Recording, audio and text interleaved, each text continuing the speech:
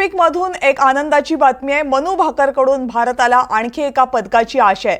25 metre pistol प्रकारामध्ये मनू भाकरनं अंतिम फेरी गाठली आहे। पात्रता फेरीमध्ये मनू भाकर दुसऱ्या स्थानावर। पॅरिसमध्ये मनूला त्यामुळे आता हॅट्रिक करण्याची संधी असणार आहे। शनिवारी दुपारी 1 वाजता अंतिम फेरीचा सामना होईल। या संदर्भात आणखी माहिती जाणून घेऊयात आपले प्रतिनिधी प्रथमेश दीक्षित यांच्याकडून। प्रथमेश, मनू भाकरकडनं आणखी एका पदकाची आशा आहे आणि असं झालं, तिला पदक मिळालं तर तो भारताच्या क्रीडा इतिहासातला मोठा विक्रम असेल।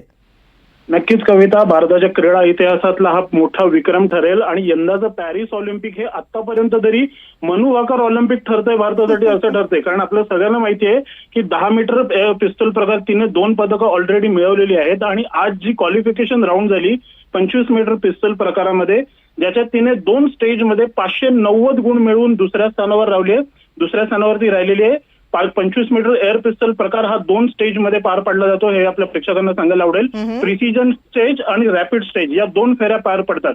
या 2 फेऱ्यांमध्ये मिळून जो नेमबाज सगळ्यात जास्त गुण मिळवतो त्याला अंतिम फेरीमध्ये स्थान मिळवलं जातं आणि या दोन्ही फेऱ्यांमध्ये मिळून मनू भाकरनं 590 गुण मिळवले आणि तिला दुसरं स्थान राहिले। त्यामुळे उद्या जी फायनल होईल तिकडे तिची पदकाची आशा मिळवण्याची चान्सेस हे खूप वाढले आहेत। याच प्रकारामध्ये भारताची ईशा सिंग नावाची आणखीन एक नेमबाज होती, परंतु दुर्दैवाने तिला चांगली कामगिरी करता आली नाही, त्यामुळे ती पदकाच्या शर्यतीतून बाहेर गेले। परंतु मनूच्या रूपाने भारताला आणखीन एक पदकाची आशा कायम आहे, ज्याचा निकाल उद्या ठरेल।